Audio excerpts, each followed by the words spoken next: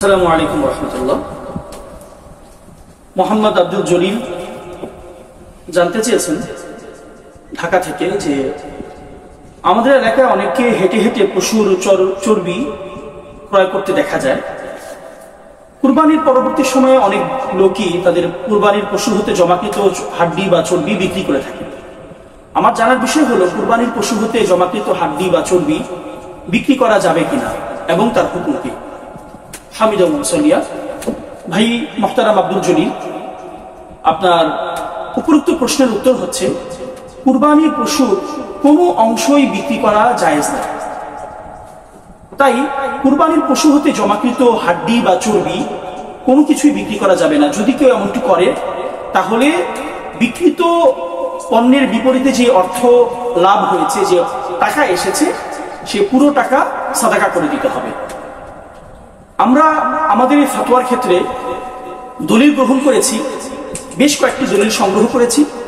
তার মধ্য থেকে বাদাইউস সানায়ের ফিকহের বিখ্যাত গ্রন্থ আর ৬ নম্বর খণ্ডে উল্লেখ হয়েছে যে ওয়ালা ইয়াহিল্লু বাইউ শাহমিহা ওয়ালা লাহমিহা, কুরবানির পশু চর্বি বা গোশত ইত্যাদি কোনো কিছুই বিক্রি করা বৈধ নয়। ঠিক তেমনভাবে একই ফতোয়া উল্লেখ রয়েছে ফিকহে হানাফির প্রসিদ্ধ গ্রন্থ এবং সারা বিশ্বে যে এই গ্রন্থ সর্বজন বিদিত এবং সমাদৃত ফতোয়া শামী হাশিদ ইবনে আবিদিনের ৯ নম্বর খণ্ডে ঠিক একই মাসআলা উল্লেখ আছে।